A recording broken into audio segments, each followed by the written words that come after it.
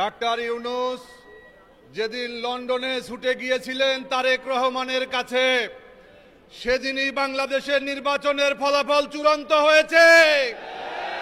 তারেক রহমান বাংলাদেশে এসে বলেছিলেন, আই হ্যাভ এ প্ল্যান।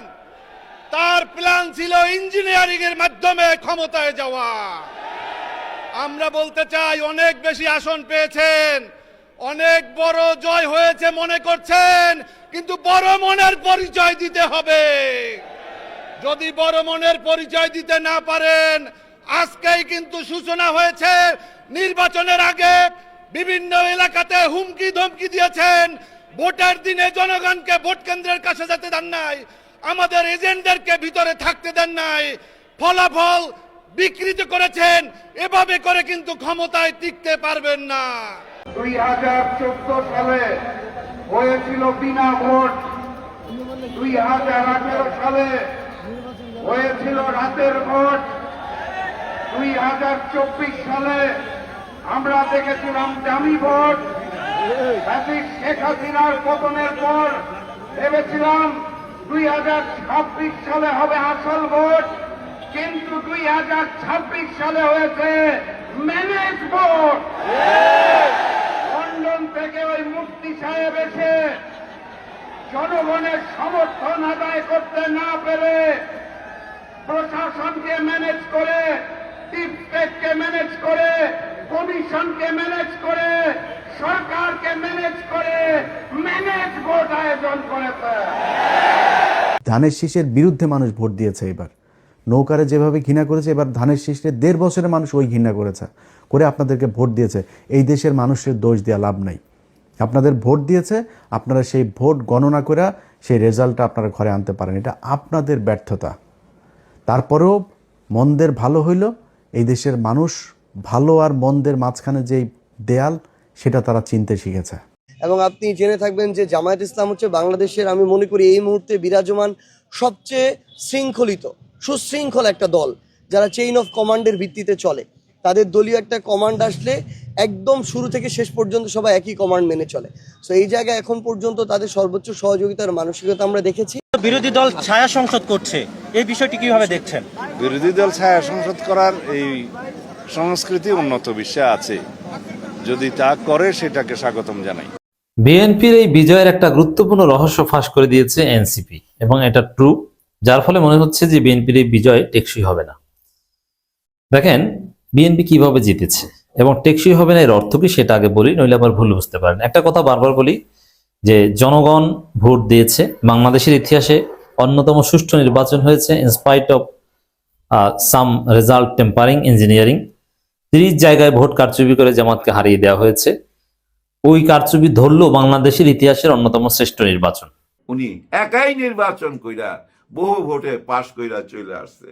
এখন দেখেন উনি বলতেছে এই নির্বাচনে কারচুপি হয়েছে, উনার মুখে শুনছেন না, উনি প্রতিবাদ করতেছে, উনি বলতেছে নির্বাচনে কারচুপি হয়েছে।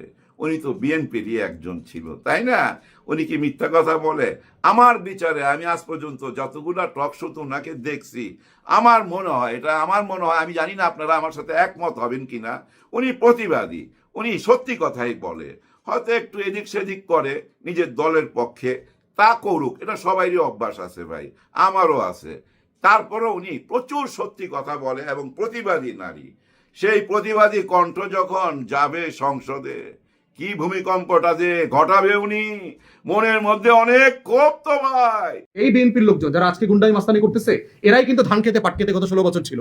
এই জালেমদের আজকে মজলুমদেরকে নিজেদের নির্যাতনের শিকার হওয়ার পরেও, নিজেরা মজলুম থাকার পরেও 16 বছর যে আবার জালেম হয়ে উঠতেছে, একই জুলুম করতেছে, তারা ভুলে গেছে 24-এর গণ আন্দোলনের কথা। ঢাকার রাজপথ কাঁপায়া দেওয়ার মতো শক্তি কিন্তু ঐক্যবদ্ধ বাংলাদেশ জোটের আছে, এটা মাথায় রাখতে হবে তারেক রহমানকে। আপনাকে হুঁশিয়ার করছি, আপনাকে সতর্ক করছি, আপনি যদি সত্যিই বাংলাদেশ চালাইতে চান, নেতৃত্ব দিতে চান, আপনার এই নব্য আওয়ামী ফ্যাসিবাদ আপনার দলের ভিতরে যারা হচ্ছে তাদেরকে যদি নিয়ন্ত্রণ করতে না পারেন, তাহলে আপনি সিভিয়ারলি ফেল করবেন এবং আপনার পতন আওয়ামী লীগের হাসিনার থেকেও খারাপ পতন হবে সামনের দিনগুলোতে। আসসালামু আলাইকুম রাহমাতুল্লাহ। নতুন একটা নিউজে আপনাকে স্বাগতম। দর্শক, বাংলাদেশের রাজনীতি, বর্তমান পরিবেশ পরিস্থিতি, প্রেক্ষাপট নিয়ে বর্তমান যে ইস্যুগুলো চলতেছে, ভাইরাল ইস্যুগুলো, এই ইস্যুগুলো নিয়ে কিন্তু আপনাদের সামনে গুরুত্বপূর্ণ কিছু ভিডিও নিয়ে হাজির হয়েছি, যার শুরুর অংশগুলো দেখে বুঝতে পেরেছেন ভিডিওগুলো কতটুকু গুরুত্বপূর্ণ এবং তথ্যবহুল আলোচনা হতে চলছে। দর্শক, এই জন্য অনুরোধ থাকবে ভিডিওটি না টেনে ভিডিওর শুরু থেকে শেষ পর্যন্ত দেখতে থাকুন, তাহলে ভিডিওর মূল রহস্যগুলো জানতে পারবেন, বুঝতে পারবেন। দর্শক, ভিডিও দেখছেন, ভিডিওর বিষয়ে আপনার কোনো মতামত থেকে থাকলে অবশ্যই ভিডিওর কমেন্ট বক্স খোলা রয়েছে, অবশ্যই ভিডিওর কমেন্ট বক্সে আপনার মূল্যবান মতামত জানিয়ে দেবেন। দর্শক, চলুন আমরা ভিডিওর বিস্তারিত আলোচনাগুলো দেখে আসি। তার আগে বলবো, যারা এখন আমাদের চ্যানেলটি সাবস্ক্রাইব করেননি, চ্যানেলটি সাবস্ক্রাইব করে পাশে থাকা বেল আইকনটি বাজিয়ে রাখবেন। আর যারা ইতিমধ্যে চ্যানেলটি সাবস্ক্রাইব করেছেন সকলকে অসংখ্য ধন্যবাদ। দর্শক, চলুন ভিডিওতে একটি লাইক দিয়ে ধারাবাহিকভাবে ভিডিওর বিস্তারিত আলোচনাগুলো দেখে আসি। খালেদ মহিউদ্দিন সাহেব সাংবাদিক, চিনেন তো আপনারা, একটা বিপদই পড়ছে হাসি দিয়া, হাসিটা ভাইরাল হয়ে গেছে। মেয়েদের হাসি হতে এত ভাইরাল হয় না। উনি তারেক রহমান সাহেবকে প্রশ্ন করতে যায়া একটা অভয় নিছে। ওই যে আগে রাজা বাদশাদেরকে যখন কোনো কথা জিজ্ঞাসা করতো তখন জিজ্ঞাসা করতো, মহারাজ যদি অভয় দেন একটা কথা বলতে পারি। সেম কথাটাই বলছে, যদি আপনি অভয় দেন, আমি একটা প্রশ্ন করতে চাই। সে প্রশ্নটা কি? নির্বাচনে ইঞ্জিনিয়ারিং হয়েছে সেটা কি আপনি জানেন? এরকম কিছু ছিল, কিন্তু প্রশ্ন শেষ করতে পারে নাই। উনি হাসতে হাসতে একদম পয়রা যায়, বুঝছেন? আমি মনে করি উনি উদ্বোধন কইরা দিল। হ্যাঁ, উনি উদ্বোধন কইরা দিল। 1 নম্বর ওনার নাম লিখতে পারেন। কেন এই কথাটা বললাম? ওই যে অতীতে সরকারের সামনে কিছু সাংবাদিক দেখতাম না কিভাবে প্রশ্ন করত, অভয় নিত, হাইসা কোটি কোটি হয়ে যেত, প্রশংসা করতে করতে 4 মিনিট শেষ কইরা ফেলাইতো, সময় দিত 6 মিনিট, 4 মিনিটই শেষ প্রশংসা করতে করতে। এই যে গত সরকারে যা কিছু দেখছি, ওই একই চেহারা, একই রূপ এই যে খালেদ মহিউদ্দিনের মধ্যে দেখতে পাইছি। হ্যাঁ, উনি বিসমিল্লাহ কইরা শুরু কইরা দিয়ে গেল। এরপরে দেখি 2 আসে কে, 3 আসে কে, 4, 5, আমরা গুনতে থাকবো। 5 বছরে খুঁজা পামু, অনেক খুঁজা পামু, কিন্তু আগের মতো কি খালি দেখেই যাবো? প্রতিবাদ করুম না? হ্যাঁ, প্রতিবাদ করুম। 1-এর পরে 2, 2-এর পরে 3, 4 গেলেই তো খাবাস কইরা ধইরা ফালামু। কেউ আটকাইতে পারবেন না, কেউ বাধা দিতে পারবেন না। হ্যাঁ ভাই, কেউ বাধা দিতে পারবেন না।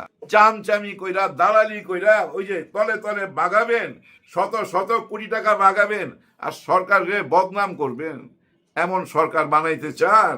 চামচামি কইরা, দালালি কইরা পারবেন না।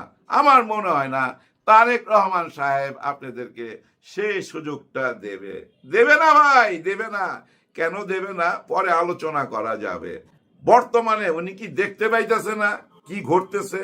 দেখেন না, ওনার দলের লোক, একদম ওনার দলে ছিল ভাই, 15-16 বছর যুদ্ধ কইরা গেছে অনলাইনে, রুবিন ফারহানা, ওনাকে দেয় নাই। উনি একাই নির্বাচন কইরা বহু ভোটে পাশ কইরা চলে আসছে। এখন দেখেন উনি বলতেছে এই নির্বাচনে কারচুপি হয়েছে। উনার মুখে শুনছেন না? উনি প্রতিবাদ করতেছে, উনি বলতেছে নির্বাচনে কারচুপি হয়েছে। উনি তো বিএনপিরই একজন ছিল, তাই না? উনি কি মিথ্যা কথা বলে? আমার বিচারে আমি আজ পর্যন্ত যতগুলা টক শো ওনাকে দেখছি, আমার মনে হয়, আমি জানি না আপনারা আমার সাথে একমত হবেন কিনা, উনি প্রতিবাদী, উনি সত্যি কথাই বলে। হয়তো একটু এদিক সেদিক করে নিজের দলের পক্ষে, তা করুক, এটা সবারই অভ্যাস আছে ভাই, আমারও আছে। তারপরে উনি প্রচুর সত্যি কথা বলে এবং প্রতিবাদী নারী। সেই প্রতিবাদী কণ্ঠ যখন যাবে সংসদে, কি ভূমিকম্পটা যে ঘটাবে উনি, মনের মধ্যে অনেক ক্ষোভ তো ভাই। আপনার জন্য 16-17 বছর আমি লাইফ রিস্ক নিয়ে টক শোতে প্রতিবাদ কইরা গেলাম। টক শো কইরা ঘরে ফিরতে যায় ভয় লাগতো রাস্তা থেকে না উঠায় নিয়ে যায়। উঠায় নিতে পারে নাই কেন? অ্যাডভোকেট মানুষ তো, ওনারা আবার লাইন জাইন কম না, চারিদিকেই লাইন জাইন আছে। দেখেন নাই একবার শেখ হাসিনার কাছে জমি চাইছিল, জমি চাইছে কেন? লাইন জাইন আছে ভিতরে ভিতরে, পরে বোধহয় জমিটা নেয় নাই। যাই হোক, এগুলা রাখতে হয় ভাই সেফ জোনে থাকার জন্য। উনি সংসদে যা কিন্তু ফাটাবে। আবার সংসদে যাইতেছে কে? পাটোয়ারি। হায় হায়, শ্যাডো সরকারের কোন মন্ত্রিত্বটা পাচ্ছে জানেন? মির্জা আব্বাস সাহেব যে মন্ত্রী পদটা পাইতে যাচ্ছে, ঠিক সেম মন্ত্রী পদটা পাইতে যাচ্ছে পাটোয়ারি। শ্যাডো সরকারের সেম মন্ত্রী পদটা নিয়ে ওই মির্জা আব্বাসের পিছনে লাগবে।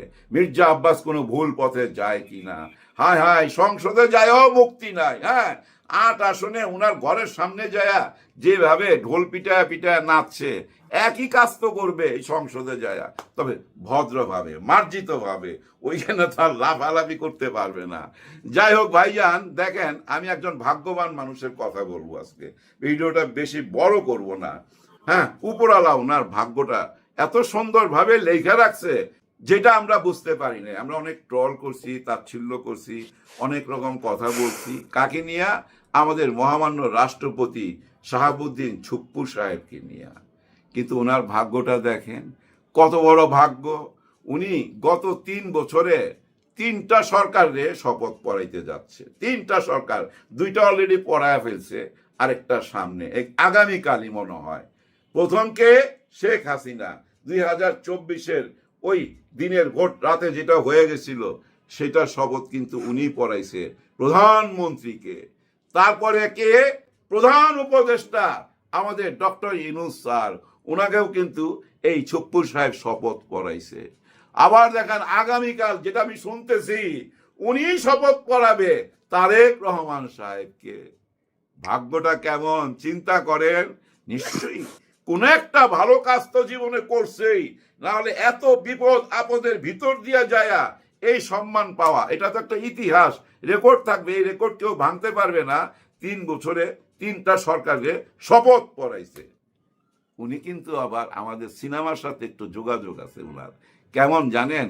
উনার একটা ছেলে, বড় ছেলে, সিনেমার বহুত বড় প্রডিউসার ভাই, শাকিব খানকে নিয়ে বহু ছবি বানাইছে, আরশাদ আদনান সাহেব, অনেক বড় প্রডিউসার। এবং ওই যে প্রিয়তমা ছবি, যে নায়িকাটা ছিল না কলকাতা থেকে, সে, শাকিব খান, সবাই মিলা রাষ্ট্রপতির ভবনে যায় ভাই, ওনারা একসাথে খাওয়া দাওয়া করছে। সিনেমার মানুষ তো দেখছেন, সিনেমা করার পরও ওনার ভাগ্যটা কত ভালো চিন্তা করেন। আপনারা খালি বলেন যারা সিনেমা করে, যারা নাচ গান করে, তারা খারাপ মানুষ। দেখছেন ওনার ভাগ্যটা কত ভালো। হ্যাঁ ভাই, আসলে যারা সিনেমা করে, যারা নাচ গান করে, আসলে কি জানেন, ওই যে কিছু আধুনিক মনা মানুষ আছে না, নাইট ক্লাবে যাবো, ফুর্তি করুম, জীবনটা একটু অন্যরকম, যেটা আমি দেখে আসছি ভাই, নিজের চোখে দেখে আসছি ওই লাইফ। ওই আমাদের মতো এই মানুষগুলা না এই 11 দলে ভোট দেয় নাই। কেন দিবে? আচ্ছা, আপনি চিন্তা করেন, ধরেন আমি একটা বারের মালিক, বার বুঝছেন তো, যেখানে মদ বিক্রি হয় ভাই, প্রতি সন্ধ্যা থেকে রাত 1টা 2টা পর্যন্ত 25 লাখ 30 লাখ টাকার মদ বিক্রি হয়ে যায়। এরকম বার, ছোট ছোট বার, ঢাকা কেন ভাই, পুরো বাংলাদেশেই আছে। এখন দেখেন, এই যে এতগুলা বারের মধ্যে কত কর্মচারী কাজ করে, বারের মালিক, এরা কেন জামাতে ইসলামকে এই 11 দলকে ভোট দিবে বলেন তো? ভোটটা দিলেই তো এরা এই মদের বারের লাইসেন্স গুলা ক্যান্সেল করে দিবে, মদ খাইতে দিবে না। এইটাই তো সবাই জানে, শরিয়া আইনের অংশ, তাই না? এই জন্য ভোট দেয় নাই। ওরা কেন ভোট দিবে? মনে করেন অনেক হোটেল আছে না, সব না, অনেক হোটেল আছে না, হোটেলের মধ্যে কি হয় আপনারা তো জানেন, ওইখানে কারা যায়, কি হয়, এটার মুখে বলতে চাই না। এখন দেখেন, ইনারা কি ভোট দিবে? দিবে না। জামাত ইসলামের সবচেয়ে বড় ভুল হয়েছে কোনটা জানেন? ওই যে একটা ঘোষণা দিছিল না, ঘোষণাটা কি? যে আমরা তো দুর্নীতি করবই না, এবং যারা যারা দুর্নীতি করবে তাদের হাত অবশ করে দিব। মানে আমরা দুর্নীতি মাইনাও নিব না, দুর্নীতি করবই না। এই একটা স্লোগানই খায়া দিছে তো। কারণ কি জানেন, এই দেশের মধ্যে দুর্নীতিবাজ তো ভর্তি রে ভাই, দুর্নীতিবাজ ভর্তি। এই কথাটা কি একটা আমলা মাইনা নিবে? সে তো জানে সে দুর্নীতি করছে। যারা দুর্নীতি করছে পালায়া চলে গেছে শুধু তারাই, যে লোকটা হাজার হাজার কোটি টাকা নিয়ে চলে গেছে, এই যে বলে 28 লক্ষ কোটি টাকা নিয়ে চলে গেছে, এই টাকাটা যারা নিয়ে চলে গেছে, কিন্তু যারা দিছে তারা কই? তারা তো এই বাংলাদেশে। আপনি 1000 কোটি টাকা ব্যাংক থেকে নিবেন, ওই ম্যানেজারকে আপনি কি 50 কোটি টাকা ঘুষ দিবেন না? ওই লোকটা তো বাংলাদেশে, ওই লোকটা তো ভোট দিবে না। কারণ কি জানেন, ভোট দিলে ওনারা আইসা যদি ওই অতীত টান দিয়ে বাইর করে, আর বর্তমান যদি অচল কইরা দেয়, আর যদি ঘুষ খাইতে না দেয়। আমি একজনকে জানি, উনি মাত্র কেরানি, আমার বংশের মধ্যেই, মাত্র কেরানি, ঢাকা শহরে 3টা বাড়ি, 3টা বিল্ডিং, উঁচু উঁচু বিল্ডিং, খালি ভাড়া তোলে আর খায়। 3টা বিল্ডিং, কেমনে বেতন পায় কত? আপনারা বুঝ জানেন একজন কেরানির সরকারি বেতন কত? এরকম মানুষই তো ভর্তি, এরা তো ভোট দিবে না, ভোট দেয় নাই। ঠিক একই ধরনের মানুষ এই সরকারের মধ্যে পাবেন, প্রশাসনে পাবেন। হারুন আছে, বিপ্লব আছে, বেনজির আছে, এই প্রশাসনের মধ্যে আছে তো ভাই, লুকায় আছে না? এরকম অনেকেই আছে। তারা কি চাইবে যে সরকার বলে যে দুর্নীতিবাজের হাত অবশ করে দেবো? তারা তো চাইবে না, যার জন্য ওনারা ভোট দেয় নাই। তার মানে কি নীতি থেকে সইরা আসতে হবে? না, নীতি থেকে সইরা আসা যাবে না। উপরওয়ালা যা করে ভালোর জন্যই তো করে। দেখেন, ওনারা যদি আজকে ক্ষমতায় যাইতো কি হইতো জানেন? একটা কথাই বইলা বেড়াইতো যে ওরা জঙ্গি জঙ্গি জঙ্গি। হ্যাঁ ভাই, পার্শ্ববর্তী দেশ থেকে আর আমাদের দেশের এই পত্র পত্রিকা মিলা, আকার ইঙ্গিতে সবাই মিলা শুরু করতো এরা জঙ্গি, এরা এই দেশকে তালেবান বানায় ফেলাবে, এই কথা বলতোই। হায় হায়, ওনার নাম বিকাশ নূর কেন? এটা নিয়ে না আমার একটা গবেষণা করতে হবে। কারণ কি, বিকাশ কেন ওনার নামের সাথে যাবে? নাকি বিকাশ কোম্পানির সাথে বিজ্ঞাপনের কোনো ডিট করা আছে যে ভাই আমার নামের উপরে বিকাশের পাবলিসিটি করতেছি, আমারে মাসে মাসে কিছু টাকা দিয়েন, এরকম কিছু কি? এরকম গবেষণা করতে হবে, আরো গবেষণা করতে হবে। উনি কোত্থেকে টাকা কামাইছে, কত টাকা কামাইছে, কিভাবে নির্বাচন করছে, এখন কত টাকা ওনার কাছে আছে। কারণ আগামীতে আবার বিদায়ের আগে ওনাকে চেক করতে হবে, এই গবেষণা ওনার পিছনে করতে হবে। ওনার সমস্ত হিসাব নিকাশ এখন নেওয়া উচিত এবং যাইবার সময় আবার নিমু। হ্যাঁ ভাই, ওনার উপরে গবেষণা করা উচিত সবাই। কারণ কি জানেন, উনি একটা ডাক দিছে গবেষণা করার। কার গবেষণা করতে চায় জানেন? জামাতে ইসলামের। জামাতে ইসলামের কেন এতটা উত্থান হইল, কেন ওনারা ওই 70টার মতো আসন পাইল, এবং এই ছাত্র শিবিরের কিভাবে এত বড় উত্থান হইল, এটা নিয়ে গবেষণা করতে হবে। গবেষণার পর্যন্ত ঠিক ছিল, ওকে, গবেষণা করেন। এর পরের কথাটা ভাই ভেরি ডেঞ্জারাস, যে এদেরকে আর মাথা চারা দেওয়া উঠতে দেওয়া যাবে না। এরা দেশের জন্য ক্ষতিকারক, এরা হইলো অশনি সংকেত, এরা নাকি এই দেশে খাইয়া দিবে। হায় হায়, এইটা কি কথা বললেন আপনি এতদিন পর? হ্যাঁ ভাই, আপনি এতই বুদ্ধিমান হয়ে গেলেন নাকি এটা কারো কাছে শুই না বললেন? আপনার নেতা যেখানে প্রশংসা কুড়াইতেছে, দেখেন নাহিদ ইসলামের বাসায় গেছে, ডাক্তার শফিকুর রহমান স্যারের বাসায় গেছে, হাত মিলাইছে, বুক মিলাইছে, কথা দিছে দেশটা সুন্দরভাবে গইরা তুলুম একসঙ্গে। আর আপনি আইসা ওইখানে বলতেছেন আপনার নেতা গেছে ওনাদের সঙ্গে বুক মিলাইতে, আর আপনি পিঠের মধ্যে ছুরি মারতেছেন। আপনি বলতেছেন কিভাবে জামাতে ইসলামের উত্থান হইলো, কিভাবে শিবিরের উত্থান হইলো। এরা গুপ্ত, এই গুপ্তদেরকে নিয়ে গবেষণা করতে হবে। এরা দেশের জন্য বিপজ্জনক, এরা অশনি সংকেত, এই কথাটা আপনি বলছেন। এই জন্যই এই কিছুক্ষণ আপনার নিয়ে গবেষণার কথা বললাম। হ্যাঁ, আপনাকে নিয়ে গবেষণা করা উচিত, কারণ আপনিও তো একজন নেতা। আপনি হইলেন সেই নেতা, নিজের আরেক নেতাকে ওনাদের সঙ্গে ভিড়াই দিচ্ছেন, উনি ফেল করছে, আপনি পাশ কইরা আসছেন। পাশ কইরা আসার পরই আপনার কথাবার্তা সবকিছু চেঞ্জ হয়ে গেল। আপনি এখন গবেষণা করতে চান। আচ্ছা, গবেষণা করেন, কিন্তু আপনি এটা কি বললেন? এরা দেশের জন্য ক্ষতিকারক, এরা উগ্রবাদী, হ্যাঁ, এরা মৌলবাদী। আসলে হয়েছে কি ভাই, আমি বলি, উনি হুট কইরা মুখে আসছে আর বইলা ফালাইছে, এইটা ভাইবেন না। ওই যে গোপন কক্ষের মধ্যে যে মিটিং হয় না, ওই মিটিং এর মধ্যে এসব আলাপ হয়েছে। ওই যে বলে না বারবার গুপ্ত গুপ্ত, এই গুপ্তদের কিভাবে এত উত্থান হইলো, কিভাবে এতগুলো আসন পাইলো, কিভাবে এত শক্তি প্রয়োগ করলো, কিভাবে তাদের ঘাড়ে নিঃশ্বাস ফালাইলো, এগুলা সব তদন্ত করবে। তার মানে কি এই গুপ্তকে দমন করতে হবে, এরা তো দেশের জন্য ক্ষতিকারক। তার মানে কি পুরা প্রশাসন রে ওই আগের মতো কি পিছিয়ে লাগাই দিতে চান, যে এদেরকে দাবাইতে হবে, আয়না ঘরে ঢুকাইতে হবে, এদেরকে ধ্বংস করে দিতে হবে? কারণ আপনি তো বলতেছেন এরা দেশের জন্য ক্ষতিকারক, তার মানে এদেরকে তো জেলে ঢুকানো উচিত, তাই না? এসব রাজনীতি থেকে বাইরে হয়ে চলে আসেন, ওই পুরনো রাজনীতি খাওয়াইতে পারবেন না। বিজয়ের আনন্দে যা কিছু মুখে আসে তা বললেন না। বড় বড় নেতারা কি বলতেছে, আপনার নেতা কি করতেছে ওইটা ফলো করেন। উনি যখন বুক মিলাইতেছে আর আপনি যখন এই কথাগুলো বলবেন, আর সারা দেশে যখন দেখবে মানুষ এর বাড়িতে ও হামলা করতেছে, এর ও মারতেছে, তখন কি মনে করবে? মনে করবে না ওই যে আপনি বলতেছেন এরা অশনি সংকেত, এদেরকে আর মাথা তুলতে দেওয়া যাবে না। তার মানে কি ওই মাঠ পর্যায়ে মাথা দাবায় রাখার জন্য ওই মাথার মধ্যে বাড়ি দিতেছে না? মাথার মধ্যে তো বাড়ি দিবে। আপনি তো উস্কানিমূলক কথাবার্তা বলতেছেন, বুঝেন না কেন? রাজনীতি না বুঝা খালি ওই পাশ করার আনন্দে যা মুখে আসবে তাই বইলা ফেলাবেন। যাই হোক, আমি কেন এত উত্তেজিত হইতেছি? হ্যাঁ ভাই, উত্তেজিত হইতেছি, এই ধরনের কথা তো শুই না আসছি। গুপ্ত সুপ্ত কিভাবে মাথা চারা দিয়ে উঠলো, এরা কারা, এরা এত কেন ভোট পাইলো? আরে ভাই, ওরাই তো সরকার গঠন করার কথা। হঠাৎ করে দেখেন না পিছিয়ে গেল, বুঝেন না কিছু। রাত্রের 8টা পর্যন্ত তো খুশি খুশি খুশি, রাত্রে 2টার পরে হঠাৎ করে মনে হইলো যে না, ওনারা হাল ছেড়ে দিছে, সামনে আগে দিছে। কারণ আগে গেলে বাঘে খায়, পিছে থাকলে সোনা পায়। ওই গোল্ড পাওয়ার জন্য না পিছিয়ে গেছে। কারণ হ্যাঁ ভোট তো জয়যুক্ত হয়ে গেছে। আর ওই হ্যাঁ ভোটকে বাস্তবায়ন করতে গেলে যে কি ঠেলা, কিসের উপর দিয়ে যাইতে হবে আগামী কয়েকদিন পরেই তো বুঝবেন। যাই হোক, বিদায় নেওয়ার আগে খালি বলবো, বুকে পাথর চাপা দিয়া 11 দল এই নির্বাচন মাইনা নিছে। বুকের পাথরের কথা মনে আছে তো? কে কে দিছিল? একজনই দিছিল। আবার 11 দল এই বুকে পাথর চাপা দিয়ে এই নির্বাচন মাইনা নিছে। যা কিছু দেখবেন এগুলো প্রতিবাদ, অন্যায় প্রতিবাদ হইতে হবে। যা কিছু ঘটবে আদালত পাড়ায় আর ওই সংসদ ভবনে, রাস্তায় না। ওই রাস্তায় ভাঙচুর, আগুন লাগানো, ওইসব পুরনো রাজনীতিতে আপনারা নিশ্চয়ই যাবেন না, এইটাই আশা করি। এতক্ষণে আমাদের সাথে থাকার জন্য ধন্যবাদ।